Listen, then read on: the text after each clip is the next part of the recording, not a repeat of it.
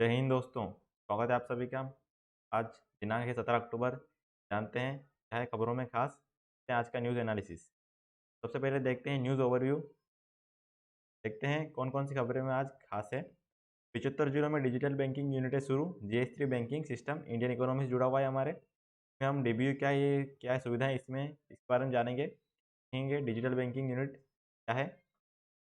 पर इसके अलावा जो इसमें सर्विसेज दी गई है आप देख सकते हैं।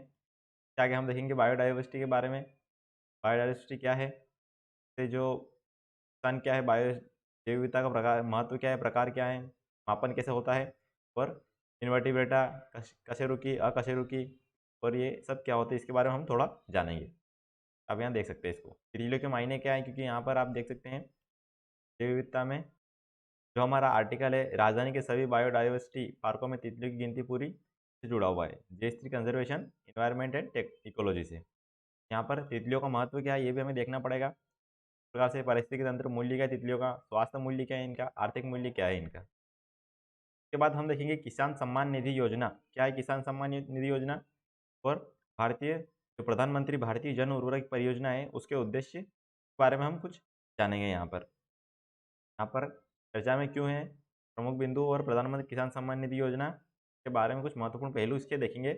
और एक राष्ट्र एक उर्वरक ये भी चर्चा में है, तो यहाँ पर भी के एग्जाम से क्वेश्चन बनने के चांस रहते हैं, तो भी हम देखेंगे। उसके बाद हम जानेंगे चाइना के बारे में। क्या है चाइना की थोड़े लोकेशन वगैरह इसके मैप के देखेंगे हम। इसकी फिजिकल इसकी जो ओवरव्यू देखेंगे। और उसके बाद हम देखेंगे चाइना पावर हायरार्की इंडिया से कैसे डिफरेंट करती है। उसके बाद देखते हैं मालदीव ने समुद्र के अंदर कैबिनेट बैठक कर जलवायु परिवर्तन से चेताया। इस आर्टिकल को देखेंगे जिसमें हम मालदीव के बारे में चर्चा करेंगे, फिजिकल लोकेशन और इसकी जो स्ट्रेटेजिक लोकेशन है इंडियन ओशन में। उसके बाद इंपॉर्टेंस क्या है इसकी 10 रीजन उसको हम देखने वाले हैं। और इंपॉर्टेंस भारत के लिए क्या है जियो स्ट्रेटेजिक लोकेशन उसको हम देखेंगे।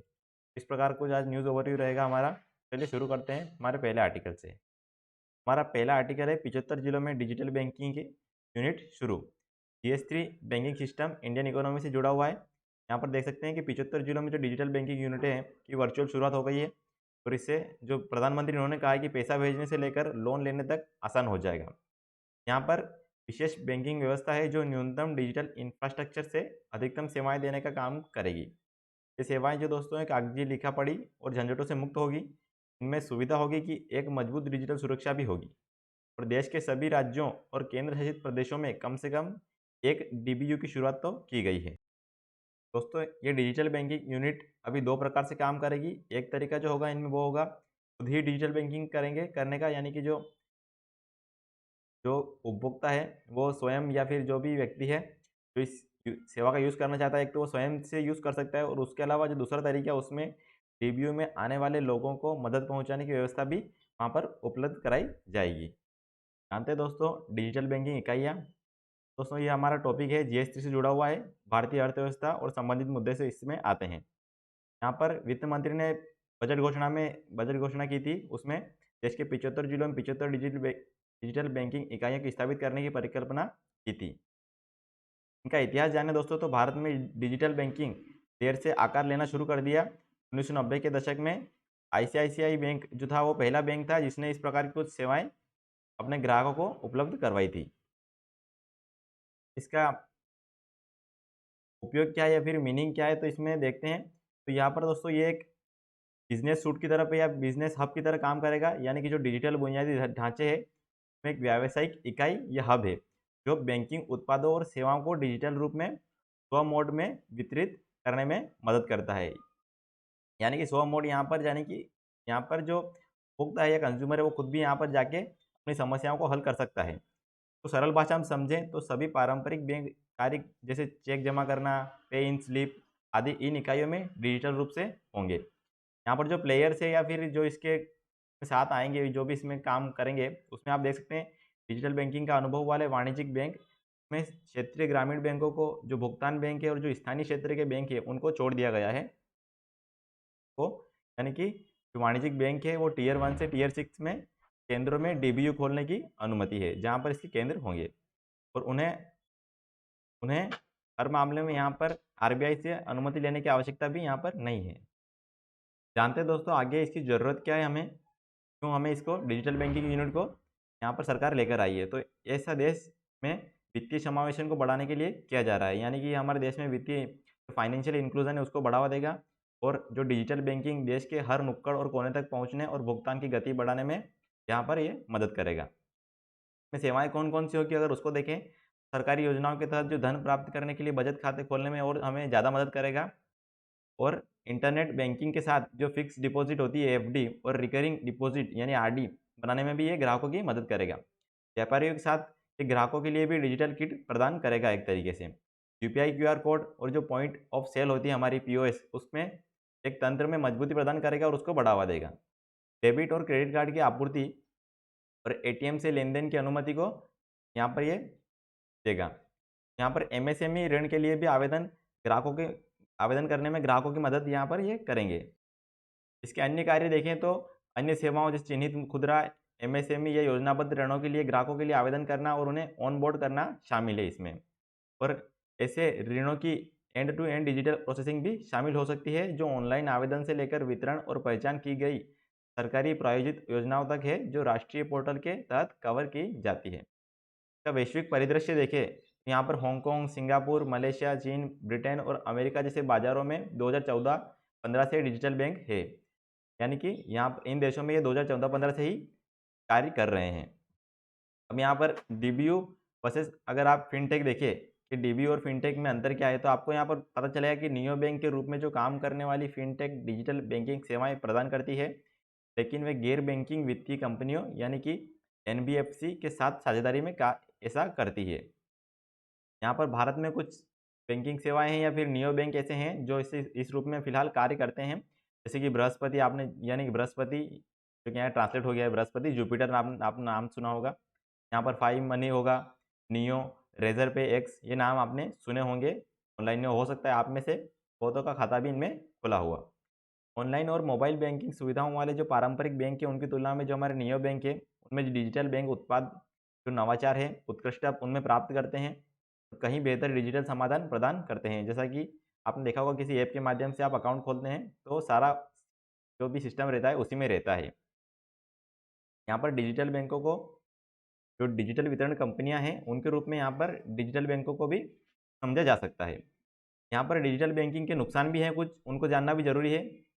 और जो इसके कॉन्स है उसमें अगर आप देखें तो कॉन्स में डीबीयू की सीमाओं में निम्न स्तरों के शहरों में कम सार्वजनिक जागरूकता और जो इंटरनेट की पकड़ है वो कमज़ोर है। यहाँ पर डिजिटल बैंकिंग के फोरम जो है वो कमजोरियाँ और हैक्स भी हो सकते हैं, जैसे फिशिंग शामिल हो सकता है इसमें, फार्मिंग जो आइडेंटिटी थेफ्ट होता है यानी पहचान की चोरी और की लॉगिंग से ग्रस्त हो सकता है। अगर और भारी निवेश की ज़रूरत है क्योंकि जो बड़े बैंक होते हैं उनमें निवेश अच्छा होता है, इसलिए वहाँ की प्रणालियाँ मजबूत होती है, सुरक्षा प्रणालियाँ। परंतु जो ये बैंकिंग सिस्टम है इसमें अभी जो बैंकिंग सिस्टम है वो सारा डिजिटली रूप से जो ऑपरेट होने वाला है अधिकतर, तो उसमें यहाँ पर भारी निवेश की ज़रूरत है ताकि वहाँ की सुरक्षा प्रणालियों में अच्छे से निवेश हो सके और सुरक्षा को वहाँ पर मजबूत किया जा सके। अब डिजिटल बैंकिंग का महत्व जान लेते हैं आखिरी में कि ग्रामीण क्षेत्रों में जो है ऋण के प्रवाह को सुधार होगा, गरीबों को आसानी से पैसा और ऋण मिलेगा और इन इकाइयों की स्थापना होगी जो वो जो इस पूरे सिस्टम को ईंट और मोर्टार इकाइयों की तुलना में यानी कि जो इकाइयों की तुलना में सस्ती होगी और यहाँ पर ये ग्राहकों को बेहतर तकनीकी सहायता प्रदान करने में मदद करेंगे। जो डिजिटल इकाइयाँ हैं उनसे जनशक्ति की आवश्यकता में कमी आएगी क्योंकि डिजिटली रूप से जो ऑपरेट होंगे तो वहाँ पर कार्य करने जो जनशक्ति है लेबर की या एक तरीके से वहाँ पर कम आवश्यकता होगी। अनुसूचित बैंकों के लिए वे स्थिर लाभ सुनिश्चित करेंगे और डीबीयू से सरकार को डिजिटल साक्षरता बढ़ाने में मदद मिलेगी। लोगों में एक तरीके से साक्षरता आएगी, डिजिटल सुरक्षा के प्रति डिजिटल जागरूकता आएगी और डिजिटल बैंकिंग को और जो हमारा डिजिटाइजेशन है उसको भी बढ़ावा मिलेगा। अब देखते हैं कौन-कौन सी सेवाएँ इस डीबीयू में शामिल होगी। तो यहाँ पर देख सकते हैं 75 सेवाएँ हैं जो इसमें शामिल हैं। यहाँ पर 75 डिजिटल बैंकिंग यूनिट्स है इसमें और 75 डिस्ट्रिक्ट में यह फिलहाल लागू की गई है देश के। इसमें passbook printing, ATM, cash deposit जो मशीन है, activation of internet banking, video KYC के लिए, बिल पेमेंट के लिए जो गवर्नमेंट स्पॉन्सर्ड स्कीम्स है और डेबिट क्रेडिट कार्ड है उनसे जुड़ी हुई सेवाएँ, फास्टैग से जुड़ी सेवाएँ, फिक्स्ड रिकरिंग डिपॉजिट है यानी कि जो एफडी है या आरडी है, उनसे जुड़ी सेवाएं, कस्टमर का फीडबैक और एक्टिवेशन ऑफ मोबाइल बैंकिंग प्रकार की कुछ सेवाएं इसमें शामिल है, जो कि डीबीओ में डीबीओ में आपको प्रदान की जाएगी। ये थी कुछ डीबीओ से जुड़ी जानकारी। डिजिटल बैंकिंग यूनिट क्या सेवाएं हैं इसमें और क्या इसके जो महत्व है, क्यों लाया गया है इसको, यहाँ पर एक बार हम देख लेते हैं। यहाँ पर आपको दिख रहा होगा डिजिटल बैंकिंग में यहाँ पर जो सुविधाएं हैं उनमें डीबीओ में 24 घंटे और 7 दिन पैसा जमा कर सकेंगे और निकाल सकेंगे। ई केवाईसी और वीडियो केवाईसी की सुविधा से ग्राहक डीबीओ में खाता खोलने के साथ फिक्स डिपॉजिट भी कर सकेंगे, यानी कि वीडियो केवाईसी से हम खाता खोल सकते हैं और फिक्स डिपॉजिट भी यहाँ पर कर सकते हैं। जो विभिन्न सरकारी योजनाएं हैं उनकी जानकारी, उनका लाभ भी ले सकेंगे। फास्टैग जारी करने के लिए भी आपको यहाँ पर सुविधाएं उपलब्ध होगी। उसके साथ डेबिट क्रेडिट कार्ड तो यहाँ पर जारी किए ही जा सकते हैं, आवेदन कर सकते हैं उसके लिए भी। किसी भी प्रकार के जो बिल का भुगतान है वो आसानी से यहाँ से कर सकते हैं जो व्यक्ति यहाँ पर जाएंगे। इसके अलावा डीबीयू की मदद से जो खुदरा कारोबारी है और एमएसएमई के छोटे लोन है के लिए भी आवेदन कर सकेंगे और उनका भुगतान भी ले सकेंगे। और इसकी जो महत्वपूर्ण सबसे अहम योगदान इसका होगा वो होगा कि साक्षरता बढ़ेगी। तो सरकार का वित्तीय समावेशी कार्यक्रम है उसको दूर इलाके तक पहुंचाएगी, और जहां तक इसकी पहुंच नहीं हुई है अभी तक, या फिर ऐसे असाक्षर व्यक्ति जिनको कोई डिजिटल बैंकिंग या फिर ऑनलाइन बैंकिंग नहीं आती है, के लिए भी एक महत्वपूर्ण कदम होगा उनको डिजिटलाइजेशन जोड़ने के लिए। ये थी इस आर्टिकल से जुड़ी कुछ जानकारियाँ। अब बढ़ते हैं हमारे अगले आर्टिकल की तरफ, जो कि है राजधानी के सभी बायोडाइवर्सिटी पार्कों में तितलियों की गिनती पूरी जीएस3 कंजर्वेशन एनवायरमेंट इकोलॉजी से जुड़ा हुआ है। यहाँ पर दिल्ली के जो 7 बायोडाइवर्सिटी पार्क है में तितलियों की प्रजातियाँ, उनकी आबादी और आवास का आकलन करने के लिए इनकी गणना की गई है। यहाँ पर कुछ अन्य जानकारियाँ दी गई है। यहाँ पर तितलियों के बारे में देख सकते हैं आप, तितलियों के नाम दिए गए और जानकारी यहाँ पर प्रोवाइड कराई गई है। तो हालांकि हमारे लिए जरूरी नहीं है। यहाँ पर जो तितलियाँ हैं वो कीस्टोन प्रजाति है। इसका सबसे बड़ा उपयोग पारिस्थितिक प्रक्रिया में भाग लेना है। तितलियाँ परागण में भाग लेती हैं जिसके बिना मनुष्य को भोजन उपलब्ध नहीं हो सकता है। इसके अलावा यह तितलियाँ पक्षियों और सरीसृप के खाद्य श्रृंखला का भी एक भाग है। तो यहाँ पर देख सकते हैं तितलियाँ किस प्रकार से हमारे बायोडाइवर्सिटी की एक प्रक्रिया में बहुत भाग है और खाद्य श्रृंखला का भिन्न हिस्सा है। यहाँ पर जानते हैं बायोडाइवर्सिटी क्या होती है और जानते हैं तितलियों का इसमें क्या रोल है। दोस्तों, जैव विविधता का जो अर्थ है वो हमारे पृथ्वी पर पाए जाने वाले जीवों की एक विविधता से, यानी कि निश्चित भौगोलिक क्षेत्र में जो पाए जाने वाले जीव हैं पर वनस्पतियों संख्या एवं प्रकारों को जैव विविधता माना जाता है। यहाँ पर 1992 का जो रियो डी जेनेरियो सम्मेलन है वो महत्वपूर्ण हो जाता है, क्योंकि यहाँ पर जैव विविधता की जो मानक परिभाषा दी गई थी दोस्तों, उसमें जैव विविधता समस्त स्रोतों यथा अंतर क्षेत्रीय, स्थलीय, सागरीय एवं अन्य जलीय पारिस्थितिक तंत्रों के जीवों के मध्य अंतर और साथ ही उन सभी पारिस्थितिकी समूह के ये भाग हैं में पाई जाने वाली एक विविधता है। अगर आगे देखा जाए तो एक प्रजाति के अंदर जो पाई जाने वाली विविधता है और जो विभिन्न जातियां हैं उनके मध्य विविधता है तथा पारिस्थितिक विविधता सम्मिलित होती है। और सरल शब्दों में अगर आप समझे यहाँ पर, तो जैव विविधता एक दोस्तों एक विशिष्ट भौगोलिक क्षेत्र है जिसमें मौजूद जो जीव हैं उनकी संख्या और उन पे पाई जाने वाली विविधता को यहाँ पर हम जैव विविधता कहते हैं। और इसमें जो पौधे हैं, विभिन्न पौधे, जानवर और सूक्ष्म जीव, उनके जीन और उनके द्वारा गठित पारिस्थितिकी तंत्र शामिल होता है। यहाँ पर देख सकते हैं जैव विविधता में representing global biodiversity, proportionate number of species of major taxa of plants. यहाँ पर आप देख सकते हैं इनवर्टिब्रेटास और वर्टिब्रेटास को कहा गया है। वर्टिब्रेटास कशेरुकी और कशेरुकी यहाँ पर आप देख सकते हैं। ह्यूमन वर्टिब्रेटास में आता है, जो कि मैमल्स आप यहाँ पर देख सकते हैं ह्यूमंस मैमल्स के अंदर आएगा। वर्टिब्रेटास में यहाँ पर फिशेस आएगी, बर्ड्स आएंगे, रेप्टाइल्स, एम्फिबियंस यहाँ पर आते हैं। वर्टिब्रेटा में आप देख सकते हैं इंसेक्ट, यहाँ पर आप देख सकते हैं इंसेक्ट्स में वॉर्म्स वगैरह आ रहे हैं हमारे। जो बटरफ्लाई है हमारी तितलियाँ, वो भी इंसेक्ट्स में आती है, जो कि इनवर्टिब्रेटा में आती है अकशेरुकी। यहाँ पर अदर एनिमल ग्रुप भी आते हैं जो कि वर्टिब्रेटा में नहीं आएंगे। और उसके अलावा क्रस्टेशियंस आएंगे, इसमें मोलस्कस आएंगे, ये इनवर्टिब्रेटास में आएंगे। उसके अलावा जो प्लांट होते हैं इसमें हमारे सारे फंगाई आ गया, अलगे हुआ, लाइकेन हुआ, एंजियोस्पर्म, पम एंड एलाइस या फिर मोसेस, सारे इसमें आते हैं। तो इस प्रकार से ये बायोडाइवर्सिटी का एक निर्माण करते हैं। ये सारे बायोडाइवर्सिटी के एक हिस्सा है। अब यहाँ पर अगर जैव विविधता को समझा जाए तो ये 3 स्तरों पर इसको समझा जा सकता है। यहाँ पर एक प्रजाति विविधता के स्तर पर, आनुवांशिक विविधता के स्तर पर और पारिस्थितिक तंत्र विविधता। यहाँ पर अगर प्रजाति विविधता देखेंगे आप तो यहाँ पर जैसे ताड़ के पेड़, हाथी या बैक्टीरिया, ये प्रजाति इनमें डिफरेंट है। ताड़ का पेड़ एक अलग प्रजाति है, हाथी अलग है और बैक्टीरिया अलग है। इस प्रकार यह पौधों, जानवरों, कवक जीवों की विविधता को संदर्भित करती है, यानी कि विभिन्न प्रजातियों में अंतर।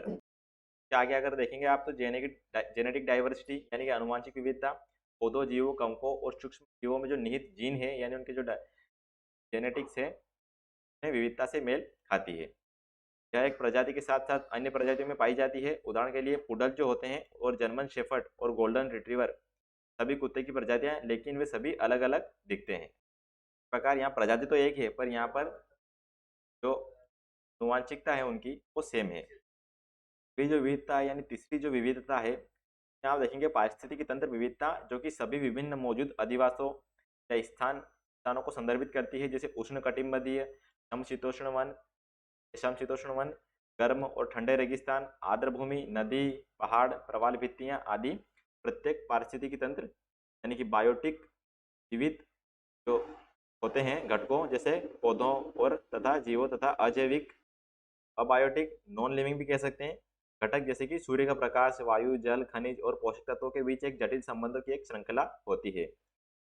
यहाँ पर आप देख सकते हैं तो उष्णकटिबंधीय वन है जिस प्रकार यहाँ बताया गया है, और समशीतोष्ण वन है, उनमें अलग प्रकार के पारिस्थितिकी तंत्र होते हैं और उनमें विविधता पाई जाती है। तो इस प्रकार ये भी एक जैव विविधता है। गर्म और ठंडे रेगिस्तान में अलग प्रकार के पारिस्थितिकी तंत्र होता है, वो भी एक जैव विविधता है। आर्द्र भूमि नदी में अलग होता है, पहाड़ प्रवाल भित्ति अलग होती है, और इनका जो अबायोटिक और बायोटिक है जो घटक हैं उनको मिलाकर एक जटिल संबंध यहाँ पर बनता है। इस प्रकार तीन प्रकार से हमारी जैव विविधता पाई जाती है, जैसे कि हमने यहाँ पर देखा। पहली हमारी प्रजाति आधार पर होती है, दूसरी विविधता यानी आनुवांशिक विविधता आधार पर होती है, और तीसरी हमारी पारिस्थितिकी तंत्र के आधार पर होती है। दोस्तों बढ़ा जाए आगे तो यहाँ पर सबसे जो महत्वपूर्ण बात हो जाती है इसमें एग्जाम की दृष्टि से भी जो जैव विविधता है उससे संबंधित सम्मेलन ये महत्वपूर्ण हो जाते हैं, जो कि प्रीलिम्स में पूछे जा सकते हैं, और आपको आंसर राइटिंग में भी अगर ये डाटा याद होगा तो बहुत ही महत्वपूर्ण ये आपके लिए साबित होंगे। जैसे कि कई अंतर्राष्ट्रीय सम्मेलन में जो जैव विविधता है उसके मुद्दों पर ध्यान केंद्रित किया गया है। जैव विविधता कन्वेंशन 1983 में लागू होने का वर्ष हुआ था, इसका 1983 में लागू हुआ था। तो प्रवासी प्रजातियों के संरक्षण पर कन्वेंशन हुआ था। जंगली जीवों और वनस्पतियों की लुप्तप्राय प्रजातियों में अंतर्राष्ट्रीय व्यापार पर कन्वेंशन जो 1975 में हुआ था। खाद्य के लिए पादप अनुवांशिक संसाधनों पर अंतर्राष्ट्रीय संधि है 2004 की, और आर्द्र भूमि पर रामसर कन्वेंशन 1971 का, विश्व धरोहर कन्वेंशन, और अंतर्राष्ट्रीय जो पौध संरक्षण कन्वेंशन है 1952 का, और अंतर्राष्ट्रीय वेलिंग आयोग 1946। यहाँ पर ये कुछ महत्वपूर्ण हो जाते हैं जो कि एग्जाम में भी पूछे जा सकते हैं, प्रीलिम्स में डायरेक्ट क्वेश्चन। जो कन्वेंशन में जो कदम उठाए गए थे वो यहाँ पर महत्वपूर्ण हो जाता है, इसलिए इन कन्वेंशनों को जरूर पढ़िएगा। जैव विविधता पर कन्वेंशन है तो सीबीटी का उद्देश्य जो होता है, कन्वेंशन ऑन बायोडाइवर्सिटी का उद्देश्य यहाँ पर सीबीटी का ये होता है कि जैविक विविधता का जो संरक्षण है, घटकों का सतत उपयोग, आनुवांशिक संसाधनों के वाणिज्यिक और अन्य उपयोग से उत्पन्न होने वाले लाभों का उचित और न्यायसंगत साझाकरण है। समझौते में सभी पारिस्थितिकी तंत्र, प्रजातियां और आनुवांशिक संसाधन शामिल होते हैं, यानी कि इन सबको यहाँ पर ध्यान में रखा जाता है। यहाँ पर दोस्तों साइट्स क्या है, इसका उद्देश्य क्या है, यहाँ पर ये महत्वपूर्ण हो जाता है। जो वन्य जीवों और वनस्पतियों की लुप्तप्राय प्रजातियां हैं उनमें जो अंतर्राष्ट्रीय व्यापार पर जो कन्वेंशन है यानी कि साइट्स है के बारे में हम जानते हैं, तो यहाँ पर जो सुनिश्चित करता है कि जो जंगली जानवर है और पौधे हैं, जो नमूने हैं, उनके अंतर्राष्ट्रीय व्यापार उनके अस्तित्व और खतरे में न डाले। अपने 3 परिशिष्टों के माध्यम से कन्वेंशन 30,000 से अधिक पौधों जानवरों की प्रजातियों को अलग अलग डिग्री सुरक्षा प्रदान करता है साइट्स। एक साथ यहाँ पर जंगली जानवरों की प्रवासी प्रजातियों के संरक्षण पर कन्वेंशन और ये अन्य कन्वेंशन है जिनको आप जरूर पढ़ेगा और एग्जाम की दृष्टि से महत्वपूर्ण हो जाती है। इनको याद रखना बहुत ही महत्वपूर्ण है, इसलिए इन सभी को जरूर कीजिएगा। यहाँ जो महत्वपूर्ण है वो है हमारा भारत में जैव विविधता शासन। जैव विविधता किस प्रकार से, तो नगोया प्रोटोकॉल के आनुवांशिक संसाधनों के वाणिज्यिक अनुसंधान उपयोग को सुनिश्चित करने की मांग की, सरकार और ऐसे संसाधनों को संरक्षित करने वाले समुदाय के साथ के लाभ साझा किए जा सकें। भारत का जो जैव विविधता अधिनियम 2002 है, जो बीडी अधिनियम है, बायोडाइवर्सिटी एक्ट यानी बायोडाइवर्सिटी का जो नगोया प्रोटोकॉल के साथ घनिष्ठ तालमेल है। यहाँ पर जो बायोडाइवर्सिटी अधिनियम को भारत की विशाल जैव विविधता के संरक्षण की दिशा में एक महत्वपूर्ण कदम के रूप में सराहा गया था, क्योंकि इसने अपने प्राकृतिक संसाधनों पर देशों के संप्रभु अधिकार को मान्यता दी थी। यहाँ पर दोस्तों जो अभी फिलहाल लिविंग, आपने देखा होगा कि जो हमारी रिपोर्ट आई है लिविंग प्लेनेट रिपोर्ट 2022 जो कि जीएस पेपर 2 से संबंधित है, ये महत्वपूर्ण है, इसको हम चर्चा करेंगे। इससे पहले हम देखते हैं कि जो नेचर पॉजिटिव हुआ 2030 क्या है, जो इस बात की गई है कि जो पॉजिटिविटी लाने की बात की गई है नेचर की तरफ, यानी कि जिस प्रकार से हम डिक्लाइन हो रहा है हमारा नेचर में, जिस प्रकार से हम प्राकृतिक दोहन कर रहे हैं या फिर टेम्परेचर बढ़ रहा है, क्लाइमेट चेंज हो रहा है, तो एक नेगेटिव इम्पैक्ट दिखा रहा है इस पर, तो इसको हमें पॉजिटिव रूप में लाना पड़ेगा। तो इसके लिए यहाँ पर कुछ प्रॉब्लम्स बताई गई है, उसके लिए गोल्स बताए गए हैं और उसके सॉल्यूशंस क्या होंगे इसके बारे में चर्चा की गई है, और उनके फिर बेनिफिट्स क्या होंगे हमको आखिरी में, उसके ऊपर भी चर्चा की गई है। यहाँ देखिए आप, तो यहाँ नेचर पॉजिटिव बाय 2030 एक लक्ष्य रखा गया है कि आपको 2030 तक इनको करना पड़ेगा, वरना जो कंडीशन है 2030 के बाद बहुत ही एडवर्स हो जाएगी। प्रॉब्लम्स की बात की जाए तो यहाँ पर जो massive destruction of natural spaces का, यानी कि जो नेचुरल जगह है, यानी पेड़ पौधे हैं, जंगल है, का जो डिस्ट्रक्शन हो रहा है ये बहुत ही बड़ी प्रॉब्लम है। इसके अलावा जो catastrophic loss of species and diversity of life, यानी कि जो डाइवर्सिटी है, जैविक विविधता है हमारे पृथ्वी की, और जो स्पेसीज है बहुत सारी प्रजातियां वो यहाँ पर गायब हो रही हैं, इसकी वजह से ये बहुत ही खतरनाक हो जाता है हमारे लिए। और अनसस्टेनेबल जो प्रोडक्शन हम कर रहे हैं और कंजप्शन जो हो रहा है जो नेचर रिसोर्सेज का, वो यहाँ पर बहुत ही हानिकारक होगा हमारे फ्यूचर में जाकर। तो उसके लिए ये हमारी मेजर 3 प्रॉब्लम है, इनको सोल्व करने के लिए हमें कुछ गोल्स डिसाइड किए हैं। उन गोल में आता है हमारा protect and restore natural habitats, यानी कि जो हमारे नेचुरल हैबिटेट्स हैं उनको बचाना है हमें और उनका प्रोटेक्शन भी करना है। इसके अलावा सेफ गार्ड करना पड़ेगा डाइवर्सिटी ऑफ लाइफ को, जो लाइफ है हमारी पृथ्वी पर, किसी की भी लाइफ हो, सिर्फ ह्यूमन नहीं, हमारे जो एनिमल है उनकी लाइफ को भी हमें सेफ गार्ड करना पड़ेगा, उनके प्रति हमें जागरूक होना पड़ेगा। और हाल with the footprints of production and consumption, यानी कि फुटप्रिंट से हमारे प्रोडक्शन कंजप्शन है उनको आधा करना पड़ेगा, और जहाँ ज़रूरत नहीं है या फिर जो अनैतिक है या बहुत ही खतरनाक साबित होने वाले उनको रोकना भी पड़ेगा। सॉल्यूशन में देखते हैं दोस्तों, तो यहाँ पर protect at least 30% and sustainably manage the rest, work to restore natural habitats, यानी कि 30% के लगभग उनको सस्टेनेबिलिटी मैनेज करनी पड़ेगी और जो बचाना पड़ेगा। Work to restore natural habitats, यानी कि नेचुरल हैबिटेट्स को रिस्टोर करने के लिए पुनः जो है स्थापित करने के लिए काम करना पड़ेगा।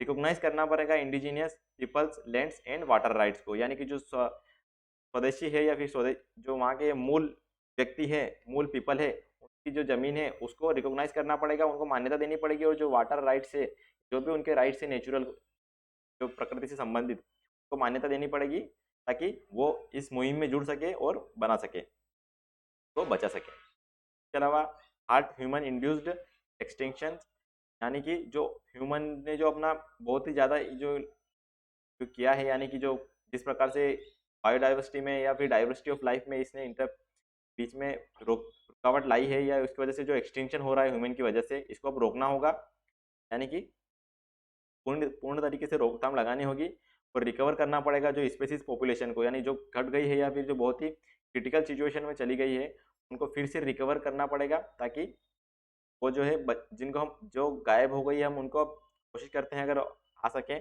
परंतु जो बची है कम तो हम फिर से बढ़ाने की कोशिश कर सकते हैं पूरी तरीके से।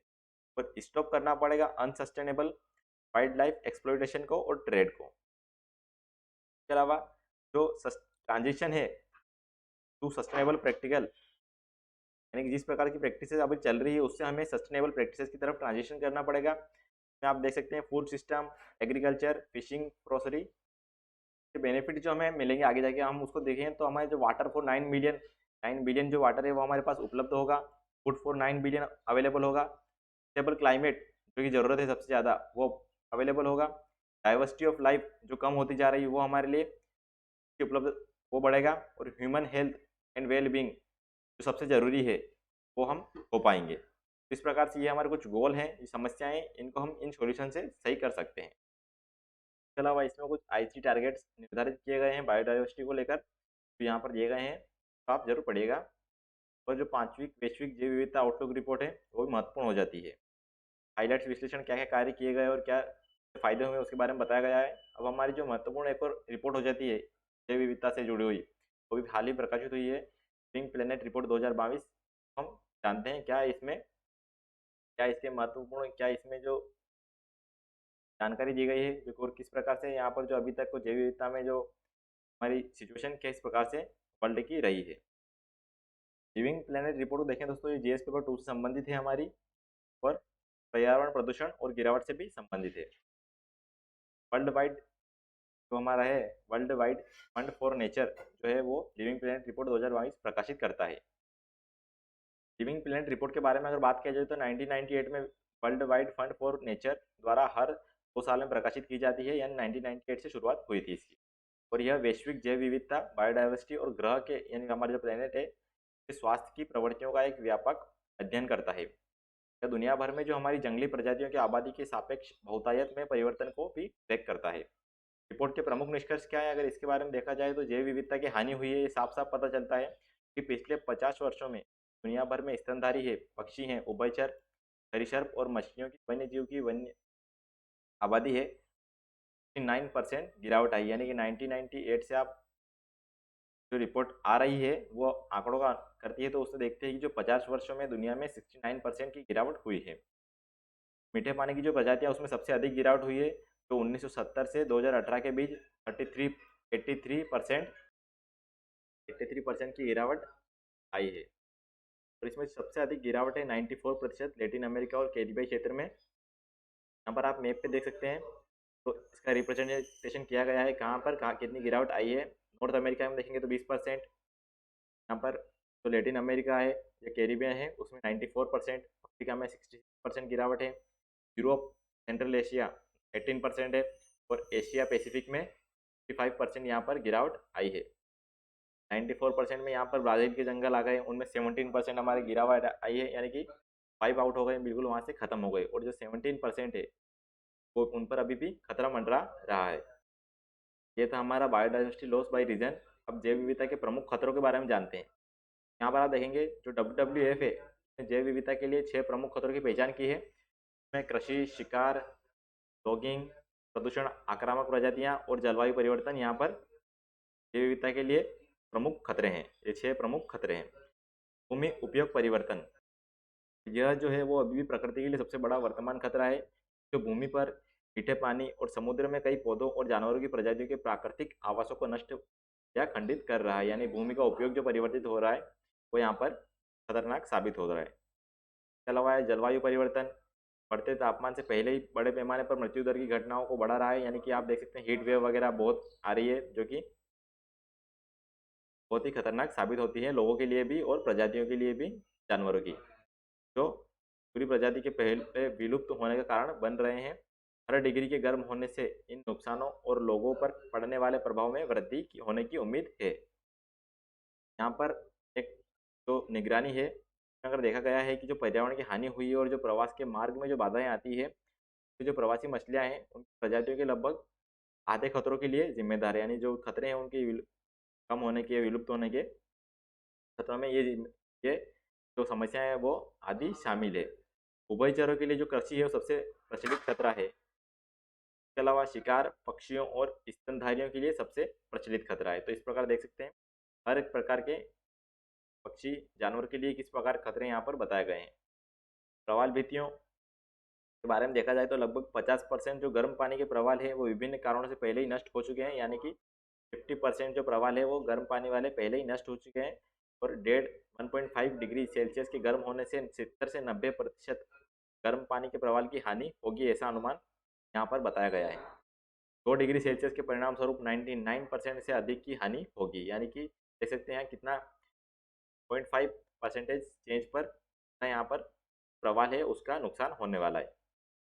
मैंग्रोव वन का नुकसान हो रहा है के महत्व के बावजूद, क्योंकि मैंग्रोव वन का महत्व हो जाता है, ये हमारे जो सोइल है मैंग्रोव वन है यहाँ पर महत्वपूर्ण हो जाते हैं, क्योंकि ये जलीय कृषि कृषि और तटीय विकास द्वारा सालाना 0.13% की दर से मैंग्रोव की कटाई जारी है। इस प्रकार जो कृषि, जलीय कृषि के कारण जो कृषि और तटीय विकास हो रहा है उसके कारण जो मैंग्रोव की कटाई जा रही है, उसके कारण यहाँ पर मैंग्रोव वन नष्ट हो रहे हैं। मैंग्रोव वन जो एक पारिस्थितिकी तंत्र होता है उनका, और जो एक बायोडाइवर्सिटी में महत्वपूर्ण भूमिका निभाते हैं।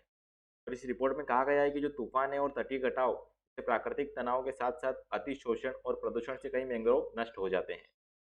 बात की जाए दोस्तों तो मैंग्रोव का नुकसान न केवल जैव विविधता के लिए आवास के नुकसान का प्रतिनिधित्व करता है, बल्कि जो पारिस्थितिक तंत्र है उसमें सेवाओं और तटीय समुदायों के लिए आजीविका के नुकसान का भी प्रतिनिधित्व करता है। यहाँ पर उदाहरण के लिए समझा जाए तो 1985 से जो सुंदरवन मैंग्रोव वन का जो 137 किलोमीटर का वितरण हो गया है, से वहाँ रहने वाले 10 मिलियन लोगों में से कई के लिए भूमि और पारिस्थितिकी तंत्र की सेवाएं कम हो गई। इस प्रकार देख सकते हैं मैंग्रोव वन का जो नष्ट होना बहुत ही बड़ी समस्या के रूप में सामने आएगा। यहाँ पर शार्कों की समस्या भी बहुत ज़्यादा हो गई है, क्योंकि जो पिछले 50 वर्षों में 31 में से 18 समुद्री शार्क प्रजातियों की वैश्विक आबादी में 71% की गिरावट आई है। यानी कि आप देख सकते हैं जो 31 में से 18 समुद्री शार्क है में 71% की गिरावट बहुत ही महत्वपूर्ण होती है, या बहुत ही तरीके से हमको रिजल्ट खतरनाक दिखाती है।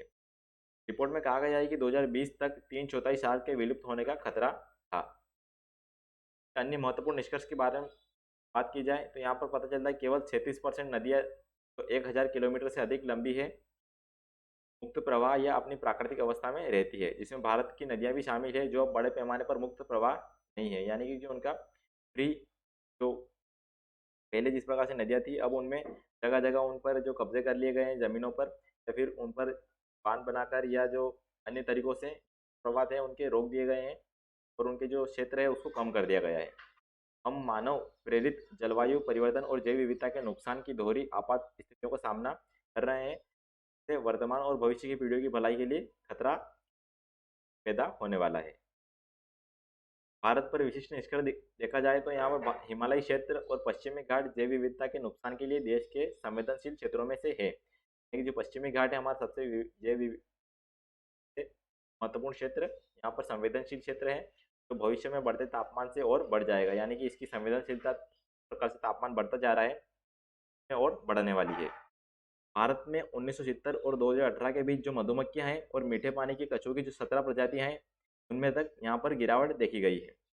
और जो भारत में जो जलवायु है परिवर्तन है, जल संसाधन, पृथ्वी, प्राकृतिक पारिस्थितिकी तंत्र, स्वास्थ्य और खाद्य श्रृंखला जैसे प्रमुख क्षेत्रों को प्रभावित करेगा। यानी कि जलवायु परिवर्तन इन सभी क्षेत्रों पर प्रभाव डालने वाला है।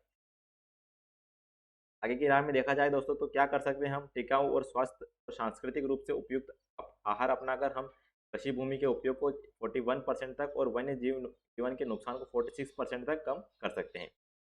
जैव विविधता के नुकसान और जलवायु संकट से दो अलग अलग मुद्दों के बजाय एक के रूप में निपटा जाना चाहिए, क्योंकि वे आपस से जुड़े हुए हैं। यानी कि जो जैव विविधता में हमें हानि हुई है और जलवायु संकट को अलग ना मानकर एक ही माना जाए, क्योंकि दोनों एक दूसरे से जुड़े हुए हैं, और इसीलिए इन पर एक साथ हमें प्लान बनाने चाहिए।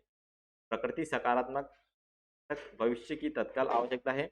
हम कैसे उत्पादन करते हैं, हम कैसे उपभोग करते हैं, और हम कैसे शासन करते हैं, और हम क्या वित्त पोषित करते हैं, इसमें परिवर्तनकारी गेम चेंजिंग बदलाव शामिल है। एक सर्वसमावेशी सामूहिक दृष्टिकोण की आवश्यकता है जो हमें अधिक टिकाऊ पथ पर ले जा सके और यह सुनिश्चित करे कि हमारे कार्यों से होने वाली लागत और लाभ सामाजिक रूप से न्यायसंगत और समान रूप से साझा किए जाए। ये इसके आगे की राह है जिसको आप विचार करने वाली बातें हैं, और इस पर हमें अमल करने चाहिए, शासक के रूप में भी, नागरिक के रूप में भी, और जिस सेक्टर से आप जुड़े हैं। इसमें दोस्तों तितलियों की बात आई है तो तितलियों का हम पारिस्थितिक तंत्र पर मूल्य समझते हैं कि किस प्रकार से तितलियां महत्वपूर्ण है इस सभी में। दोस्तों तितलियां हैं और कीट पतंगे एक स्वास्थ्य, वातावरण और स्वास्थ्य पारिस्थितिकी प्रणालियों के संकेतक है। यानी कि अगर आपका पारिस्थितिकी तंत्र स्वस्थ है और जो वातावरण स्वस्थ है, तो वहाँ पर कीट पतंगे और सब तितलियां पाई जाएगी। वे अन्य कशेरुकी जीवों की एक विस्तृत श्रृंखला का संकेत देते हैं, जिनमें सभी प्रजातियों के 2/3 से अधिक शामिल है। कीट पतंगों से भरपूर क्षेत्र अन्य अकशेरुकी जीवों से समृद्ध है। यानी कि अगर आपसे वहाँ कीड़ियाँ और पतंगे अगर भरपूर हैं, तो अन्य कशेरुकी जीव हैं वो भी आपके वहाँ समृद्ध रूप से पाए जाएंगे, इसका अनुमान लगाया जा सकता है। ये सामूहिक रूप से परागण और प्राकृतिक कीट नियंत्रण सहित पर्यावरणीय लाभों की एक विस्तृत श्रृंखला प्रदान करते हैं। पतंगे और तितलियां खाद्य श्रृंखला का एक महत्वपूर्ण तत्व है, क्योंकि पक्षियों, चमगादड़ों और अन्य कीट भक्षी जानवरों के ये शिकार है। उदाहरण के लिए अगर आप देखें तो ब्रिटेन और आयरलैंड में जो ब्लू टिट हर साल अनुमानित 50 बिलियन कीट कैटरपिलर खाते हैं। देख सकते हैं आप, 50 बिलियन बहुत बड़ी संख्या है, और इस प्रकार से एक खाद्य श्रृंखला का महत्वपूर्ण हिस्सा दिखाई पड़ते हैं। अगर देखा जाए तो तितलियों और पतंगों अन्य शिकारियों और परजीवियों की एक श्रृंखला का समर्थन करते हैं, जिसमें कई व्यक्तियों, प्रजातियों या प्रजातियों के समूह के लिए विशिष्ट है। यहाँ पर इनका स्वास्थ्य मूल्य देखा जाए तो लोग अपने घरों के आसपास ग्रामीणों इलाकों में तितलियों को देखने का आनंद लेते हैं। और अकेले ब्रिटेन में अगर यहाँ पर जो रिपोर्ट है उसके हिसाब से 10,000 से अधिक लोग जो तितलियों और पतंगों का रिकॉर्ड करते हैं। इसमें बाहर निकलना एक महत्वपूर्ण प्रक्रिया होती है और उसी के तहत काफ़ी दूर तय करना शामिल होता है। यूके में हर हफ्ते 850 से साइटों की निगरानी की जाती है। देखिए 850 साइट ऐसी जहाँ पर ऐसे लोग निगरानी करते हैं। और जो सामूहिक रूप से स्वयं सेवक तितलियों की गिनती करने वाले चंद्रमा की दूरी के बराबर चले गए हैं। यानी कि पृथ्वी से चंद्रमा की दूरी जितनी है उतनी दूरी वो चल चुके हैं अपने इस कार्य में। इस प्रकार से ये स्वास्थ्य में भी उनके लिए महत्वपूर्ण साबित होता है। आर्थिक मूल्य देखे जाए तो तितलियों और पतंगों की तलाश में हर साल हजारों लोग विदेश यात्रा करते हैं। इको टूरिज्म भर के कई यूरोपीय देशों और विकासशील देशों में मूल्यवान आय लाते हैं। उदाहरण के लिए रोड्स में तितलियों की घाटी और मेक्सिको में मोनार्क रोस्ट यहाँ पर जो महत्वपूर्ण हो जाते हैं। तो इस प्रकार देख सकते हैं किस प्रकार से जो तितलियाँ हैं ये हमारे अर्थव्यवस्था में भी महत्वपूर्ण भूमिका निभाती है और और पतंगे एक महत्वपूर्ण हो जाते हैं। और जो प्रत्येक तितली और पतंगे अपने कार्यों और परजीवियों को रोकने के एक साथ खोजने और अपने मेजबान पौधे की रासायनिक सुरक्षा को दूर करने के लिए रसायनों का अपना सूट विकसित किया है। इनमें से प्रत्येक रसायन का एक संभावित मूल्य है और आर्थिक रूप से शोषण किया जा सकता है। इस प्रकार से उनके जो रसायन है हम उनका भी उपयोग करके जो जहाँ पर उनका सही उपयोग हो सकता है उससे हम आर्थिक रूप से भी का शोषण किया जा सकता है आर्थिक रूप से। और जो रोथ मस्टेड क्रेप नमूनों में दर्ज पतंगों की कुल संख्या 1968 के बाद से एक तिहाई की गिरावट आई है, क्योंकि यहाँ पर संकेत अच्छे नहीं दिखते हैं। इस प्रकार ये थी तितलियों की भूमिका हमारे बायोडाइवर्सिटी में और स्वास्थ्य में आर्थिक मूल्य क्या है। अब बढ़ते हैं हमारे अगले आर्टिकल की तरफ जो है हमारा किसान सम्मान निधि योजना की 12वीं किस्त आज जारी करेंगे पीएम। GS2 राज्य व्यवस्था से जुड़ा हुआ है दोस्तों। स्कीम फॉर वल्नरेबल सेक्शन, यहाँ पर किसान सम्मान निधि की योजना की जो 12वीं किस्त है उसमें 1600 करोड़ रुपए जारी किए जाएंगे। इसमें प्रत्येक परिवार को हर साल 6,000 रुपये का वित्तीय लाभ मिलता है। हम प्रधानमंत्री किसान समृद्धि केंद्र की शुरुआत भी करेंगे और उसी के साथ प्रधानमंत्री भारतीय जन उर्वरक परियोजना की शुरुआत की जाएगी, जिसमें कि वन नेशन वन फर्टिलाइजर की स्कीम भी इसमें शामिल है। इसके उद्देश्य क्या है यहाँ पर ये महत्वपूर्ण हो जाते हैं। इसकी थीम कृषि का बदलता स्वरूप और तकनीक है। किसानों को वैज्ञानिक तरीके से खेती करने के लिए नई तकनीकों के बारे में जानकारी देना यहाँ पर इसकी उद्देश्य है। जानते हैं इसके बारे में क्या है किसान सम्मान निधि योजना। अगर आप यहाँ पर देखेंगे तो यहाँ पर देखेंगे कि पीएम किसान सम्मान निधि योजना है वो प्रधानमंत्री ने जो लॉन्च की है। के प्रमुख बिंदुओं में है कि भारतीय प्रधानमंत्री ने हाल ही में वीडियो कॉन्फ्रेंसिंग के तहत ये पर की है। इसको जानते हैं क्या है पीएम किसान निधि योजना, इसके बारे में। यहाँ पर प्रधानमंत्री किसान सम्मान निधि योजना को भारत सरकार ने 1 दिसंबर 2018 को लागू किया था। ये डेट महत्वपूर्ण हो जाती है क्योंकि एग्जाम में डायरेक्ट पूछ ली जाती है, वनडे एग्जाम में भी। इसके अलावा भारत सरकार में जो 100% वित्त पोषण के साथ एक केंद्रीय प्रायोजित योजना है, यानी कि इसका 100% जो वित्त पोषण है वो भारत सरकार करेगी, सेंट्रल गवर्नमेंट। के लिए पीएम किसान योजना के तहत जो पात्र लाभार्थी हैं वो किसान परिवार को 6,000 रुपये प्रति वर्ष का वित्तीय लाभ प्रदान किया जाता है। यहाँ पर 4-4 महीने में 2-2 हज़ार रुपये की 3 किस्त को दिया जाएगा। पैसे सीधे लाभार्थी के बैंक खाते में डाले जाते हैं। अब इस योजना में देखा जाए तो दोस्तों तो कुछ एक्सेप्शन भी है, जिसमें कि जो भूस्वामी है उनमें कुछ को शामिल नहीं किया गया है। शामिल नहीं किए हैं उनमें है संस्थागत भूस्वामित्व वाले। ऐसे भूस्वामी जो वर्तमान अथवा पूर्व में संवैधानिक पदों पर रहे हैं उनको शामिल नहीं किया गया है। जिला पंचायत अध्यक्ष हैं या फिर उससे ऊपर के सभी जनप्रतिनिधि उनको भी शामिल नहीं किया गया है। वर्तमान और पूर्व लोक सेवक भी इसमें शामिल नहीं है। तो इस प्रकार से इसके एक्सेप्शन है जो कि महत्वपूर्ण हो जाते हैं, इनको याद जरूर रखिएगा। तो पीएम किसान योजना के समक्ष जो प्रमुख चुनौतियां उनमें आप देखेंगे तो उचित भू अभिलेखों की अनुपस्थिति में पीएम किसान योजना के सही लाभार्थियों की पहचान कर पाना एक बड़ी समस्या बनी हुई है। और जो पीएम किसान योजना है उसके उद्देश्यों के अगर अनुरूप सभी किसान परिवार तक नहीं पहुंच रही, यानी कि बहुत सारे इससे वंचित रह रहे हैं। और इस योजना की एक बड़ी समस्या इसके क्रियान्वयन में है। योजना की समस्या अगर देखा जाए एक प्रकार से सीमाएं देखा जाए सीमाएं, तो इसमें आप आय सहायता योजना में भूमिहीन किसानों, बटाईदार किसानों, कृषि मजदूरों को शामिल नहीं किया गया है। यानी कि जो भूमिहीन किसान है या फिर जो बटाई पर खेती करते हैं और जो खेती के मजदूर हैं उनको यहाँ पर शामिल नहीं किया गया है। इससे किसानों का एक बड़ा वर्ग इस प्रत्यक्ष नगद सहायता से बाहर है। यह योजना किसानों की समस्याओं के लिए कोई दीर्घकालिक समाधान प्रस्तुत नहीं करती है, यानी कि लंबे समय से नहीं है, या सिर्फ कुछ समय के लिए और कुछ लोगों के लिए जीवन को थोड़ा आसान बना सकती है। यह योजना गरीब समर्थक नहीं नहीं भी नहीं है, क्योंकि पीएम किसान योजना के लाभार्थी पहले से ही भूस्वामित्व धारण करते हैं और उन्हें प्रत्यक्ष आय सहायता भी मिल रही है। जबकि भूमिहीन किसान और जो बटाईदार किसान है, इसके अलावा कृषि मजदूर है, वो कोई आय सहायता नहीं मिल रही है। तो यानी कि सारे गरीबों को शामिल नहीं किया गया है और जो अधिकांश गरीब है वो इससे वंचित रह रहे हैं। इस प्रकार इसको हम गरीबी समर्थक नहीं कह सकते हैं। जानते हैं हम एक राष्ट्र एक उर्वरक योजना क्या है, जो कि हमारी प्रधानमंत्री भारतीय जन उर्वरक परियोजना के तहत शामिल है।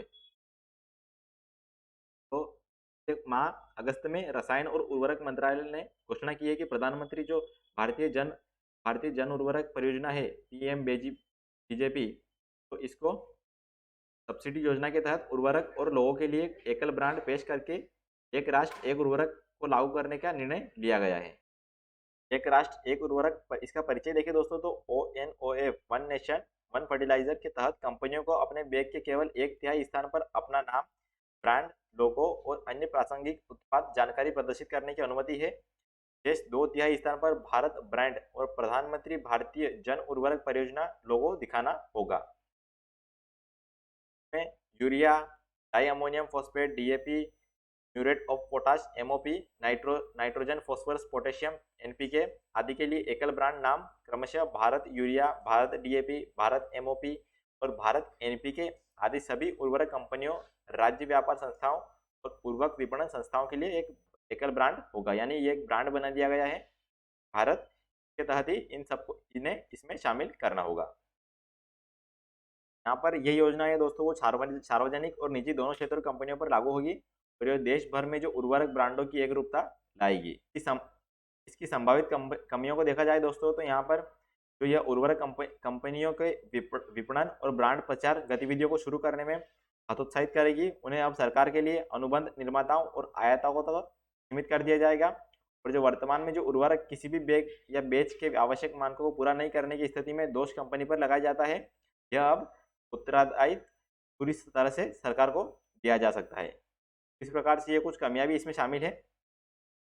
ये थी हमारी पीएम किसान योजना। क्या है इसमें जो हमने देखा है, क्या है इसके महत्वपूर्ण पहलू, क्या है इसमें चुनौतियाँ क्या है, सीमाएं क्या है, और एक राष्ट्र एक उर्वरक योजना के बारे में हमने जाना। अब बढ़ते हैं हमारे अगले आर्टिकल की तरफ, जो है मुद्दा में आई हमारा आर्टिकल जाति वर्ण। इसको आप पढ़ सकते हैं, इसमें पूरी डिटेल्स दी गई है क्या जाति वर्ण क्या है, किस प्रकार से इस पर जो बहस चल रही है।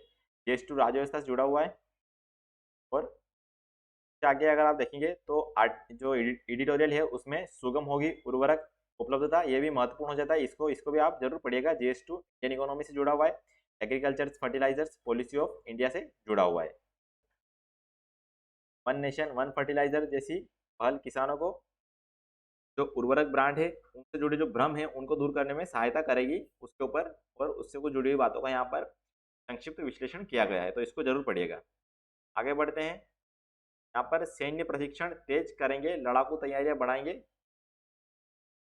पर हमारी GS2 international relation affecting India interest map study, हम मैप के बारे में महत्वपूर्ण रूप से देखेंगे। यहाँ पर के राष्ट्रपति है और रविवार को उनके नेतृत्व में चीन की रणनीतिक प्रतिरोध को मजबूत प्रणाली विकसित करेंगे। यहाँ पर 20वीं राष्ट्रीय कांग्रेस की बैठक हुई है, ये महत्वपूर्ण थी।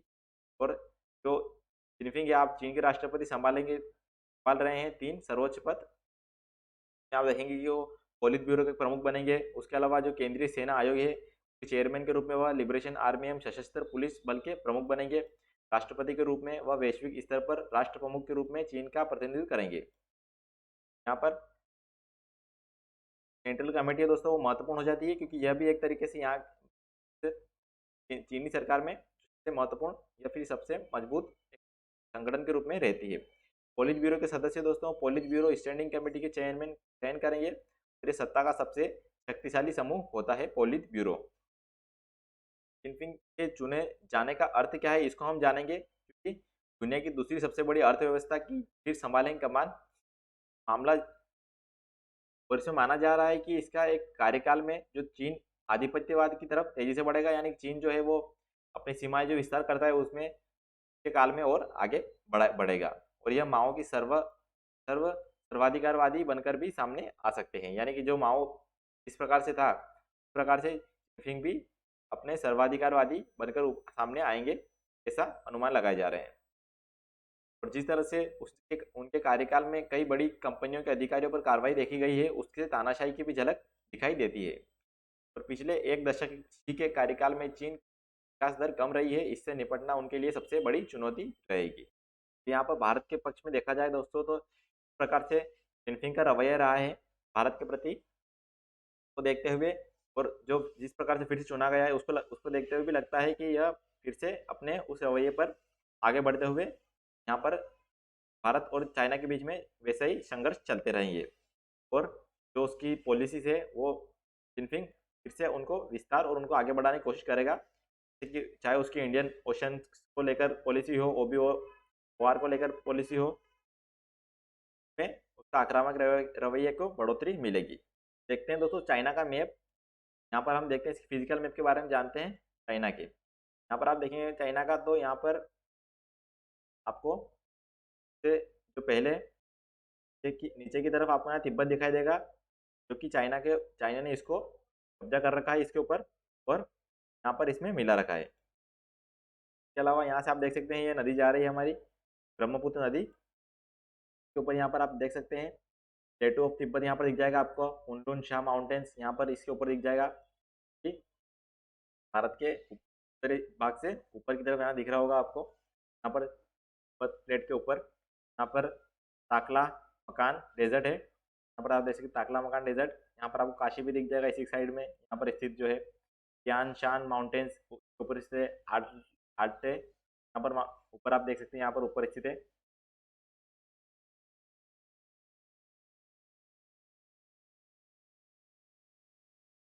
यहाँ पर ये इस प्रकार से कुछ इसके फिजिकल देख सकते हैं आप। इसके अलावा यहाँ पर कुछ माउंटेन्स देखे दोस्तों, तो यहाँ पर पिक पोबिया, यहाँ पर माउंटेन आपको ऊपर दिखाई दे जाएगा।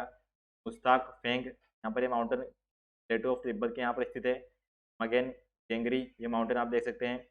गोंगाशान, ये माउंटेन यहाँ पर देख सकते हैं, ये भी इसके यहाँ पर स्थित है, जो कि आपको इसकी लोकेशन भी याद रहे। इसके अलावा ये कुछ इस प्रकार से कुछ माउंटेन थे। लोजेस प्लेटू यहाँ पर कहाँ है, लोएस प्लेटू यहाँ पर स्थित है इसकी चाइना में, और बीजिंग इसके भाग में स्थित है, पूर्वी भाग में स्थित है, उत्तरी पूर्वी भाग में स्थित है, बोहाई सी के पास में। यहाँ पर ईस्ट चाइना सी आपको दिख रहा होगा, ताइवान साउथ चाइना सी और ईस्ट चाइना सी के बीच में स्थित है। यहाँ पर ये कुछ फिजिकल ओवरव्यू था हमारे ईस्ट चाइना का। तो दोस्तों अब चाइना की पावर हायरार्की को समझा जाए, तो यहाँ पर आप देख सकते हैं चाइना में और इंडिया में क्या क्या डिफरेंस है। तो चाइना में जो सबसे ऊपर है वो है CPC, यानी कि चाइनीज़ जो यहाँ कांग्रेस है वो सबसे ऊपर आती है, और उसके भारत में जबकि कॉन्स्टिट्यूशन सबसे हमारे ऊपर है। चाइना में CPC के नीचे आती है गवर्नमेंट, तो भारत में आता है लॉ एंड ऑर्डर, यानी कि गवर्नमेंट नहीं, जो कानून और जो वहाँ का कानून व्यवस्था है वो सारी में आती है। इसके अलावा आती है हमारा पब्लिक, गवर्नमेंट के नीचे आती है पब्लिक, और यहाँ पर लॉ एंड ऑर्डर के नीचे आती है हमारी पब्लिक। पब्लिक के नीचे फिर यहाँ पर आता है, यानी कि जो लॉ एंड ऑर्डर चाइना में, और उसके नीचे आता है कॉन्स्टिट्यूशन, और जबकि पब्लिक के नीचे आती है हमारे देश में गवर्नमेंट आती है। इस प्रकार से चाइना और भारत में ये कुछ डिफरेंस है, भारत और चाइना की यहाँ पर हायरार्की में, पावर हायरार्की में। बढ़ते अगले आर्टिकल की तरफ, जो कि है मालदीव ने समुद्र के अंदर कैबिनेट बैठक कर जलवायु परिवर्तन पर चेताया है। हमारे फिल्म्स के लिए भी महत्वपूर्ण हो जाता है, और यहाँ पर हम देखेंगे मालदीव का मैप। इस प्रकार से मालदीव भारत के लिए भी महत्वपूर्ण है। और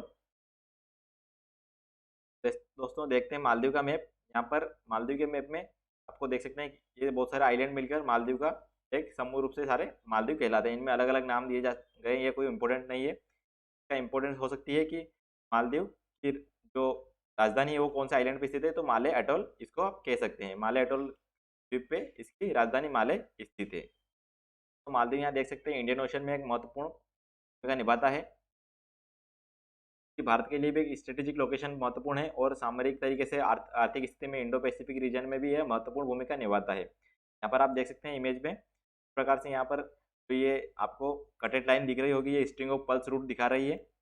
और यहाँ पर आप देख सकते हैं स्ट्रिंग ऑफ पल्स यहाँ से किस प्रकार से ये पोर्ट सूडान से होके यहाँ पर जो जिबूती में और उसके अलावा ग्वादर से होते हुए फिर मालदीव से होते हुए यहाँ पर श्रीलंका में अम्बनटोटा से होते हुए जो चिटगोंग है वहाँ से होते हुए और म्यांमार में कायाबुकोपियू और उसके अलावा यहाँ से होते हुए ये कंबोडिया से आगे जाते हुए ये हांगकांग जा रहा है। स्ट्रिंग ऑफ पल्स का ये रूट आप देख सकते हैं। उसके अलावा ऑयल शिपिंग लेंस जो कि एक महत्वपूर्ण हो जाती है, जो कि ऑयल शिपिंग में इस इंडो पैसिफिक रीजन बहुत ही ज़्यादा महत्वपूर्ण होता है। ऑयल शिपिंग लेंस भी आप देख सकते हैं कहाँ से कहाँ तक है, ये आप यहाँ पर रेड कलर में आपको दिख रही होगी। अब ये ऑयल शिपिंग लेंस है, तब जाने के लिए अधिकतर यहाँ से जहाज होते हुए जाते हैं। तो 10 रीजन्स भी है दोस्तों कि 10 रीजन्स देखें अगर तो क्या है 10 reasons why Maldives is important for India. यहाँ पर पहला तो है कि स्ट्रेटेजिक लोकेशन जो है मालदीव की इंडियन ओशन में वो बहुत ही महत्वपूर्ण है। इसमें टोटल जो 1200 कोरल आइलैंड है जो कि मिलकर मालदीव का निर्माण करते हैं। और since China started to send naval ships to Indian Ocean रफली to 10 years ago and right up to Gulf of Aden for anti piracy operations, यानी कि जिस प्रकार से आप यूज़ करते हैं चाइना किस प्रकार से मालदीव का यूज़ करते हुए तो अपने इंडियन ओशन में भी भेज रहा है, तो उसलिए भी उसके हिसाब से मालदीव हमारे लिए महत्वपूर्ण हो जाता है। चाइना की इन्हीं पॉलिसियों के कारण जो मालदीव है उसका सिग्निफिकेंस बढ़ता जा रहा है और आज मालदीव एक बहुत ही महत्वपूर्ण रूप ले चुका है इंटरनेशनल जियोपॉलिटिक्स में। इसके अलावा as the pre eminent South Asian power and a net security provider the Indian Ocean region, India needs to cooperate with Maldives in security and defense sector। Maldives Indian ocean में एक महत्वपूर्ण जगह है और अगर यहाँ से अगर इंडिया के रिश्ते खराब होते हैं तो वो एक सिक्योरिटी के लिहाज से अच्छा नहीं होगा और इसलिए भारत को इसके साथ कोऑपरेशन और सिक्योरिटी में डिफेंस सेक्टर में आगे आना चाहिए और इसीलिए भारत प्रयास करता है मालदीव के साथ अच्छे संबंध को लेकर।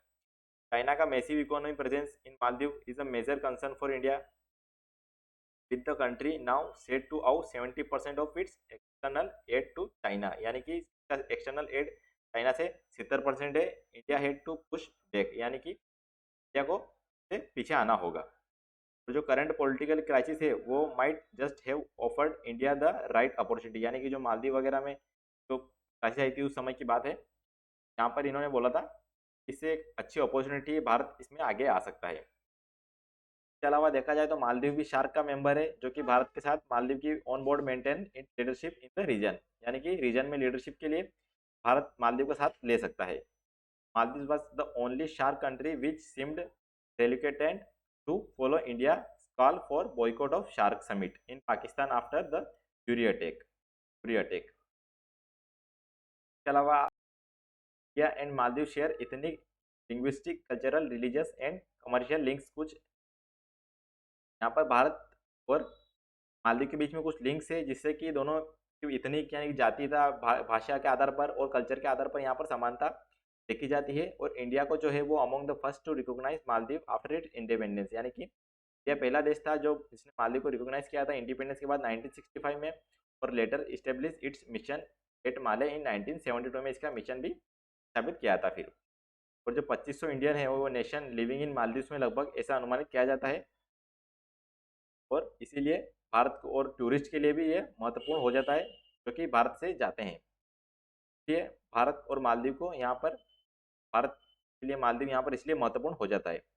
और India is also preferred destination for Maldives for education, medical treatments, recreation and business, यानी मेडिकल में मान लो मेडिकल में, एजुकेशन में और रिक्रिएशन हो या फिर किसी बिजनेस में भी यह एक बहुत ही अच्छा प्रेफर्ड डेस्टिनेशन होता है मालदीव के लिए। इसलिए भारत और मालदीव की एक्सटर्नल मिनिस्ट्रीज है वो भी जो है समन्वय बिठा के बातें करते हैं और अन्य अलग अलग योजनाओं पर बातें करते हैं और जो रिश्ते हैं उसको मजबूत करने के लिए भी कार्य करते हैं। इस प्रकार ये कुछ 10 रीजन्स में हमने कुछ जाना, कुछ रीजन्स हमारे कितने महत्वपूर्ण हैं हाल के दृश्य में। आगे जाएंगे दोस्तों, तो importance of Maldives for India, अगर आप यहाँ देखें तो यहाँ पर भी आपको दिख जाएगा इस प्रकार से। जो Maldives is located on sea lane of communication, यानी कम्युनिकेशन की सी लेन है यहाँ से जो जा रही है, उनमें भी महत्वपूर्ण हो जाता है मालदीव। इसके अलावा has vast exclusive economic zone है, यहाँ से स्ट्रिंग ऑफ पल्स चाइना की जो नीति है, उसके अलावा जो ऑयल लेन है वो निकल रही है। भारत का भी जो योजना है, और भारत के लिए तो महत्वपूर्ण है ही है, क्योंकि भारत के एरिया में यह आता है। इसके अलावा important for security of Indian ocean and piracy issue के लिए भी महत्वपूर्ण हो जाता है। इस प्रकार सिक्योरिटी इशू को लेकर और पायरेसी जो चाइना अपने नेवल शिप को भेज करता है, उसमें भी मालदीव महत्वपूर्ण हो जाता है। इस प्रकार जो एक पैसिफिक रीजन है या इंडियन ओशन है, इसमें मालदीव की भूमिका महत्वपूर्ण है, इसका क्षेत्र महत्वपूर्ण है, भारत के लिए तो महत्वपूर्ण है ही है। और 2008 में देखा जाए तो India helped it to obtain democracy, यानी डेमोक्रेसी को यहाँ पर स्थापित करने के लिए भी 2008 में भारत ने यहाँ पर मालदीव की मदद की।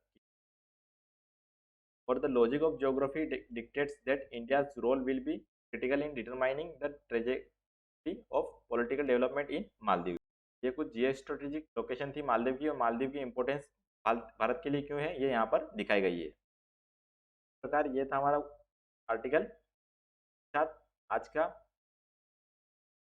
जो हमारा न्यूज़ एनालिसिस है वो यहीं पर खत्म होता है। इसका आर्टिकल आपको, मतलब इसका जो पीडीएफ है, आपको इस आर्टिकल के साथ और इन्फॉर्मेशन के साथ हमारे टेलीग्राम चैनल पर मिल जाएगा। टेलीग्राम की लिंक डिस्क्रिप्शन में दी गई है, वहाँ से आप डाउनलोड कर सकते हैं टेलीग्राम चैनल ज्वाइन करके। यहाँ तक देखने के लिए धन्यवाद। मिलते हैं फिर अगले वीडियो में।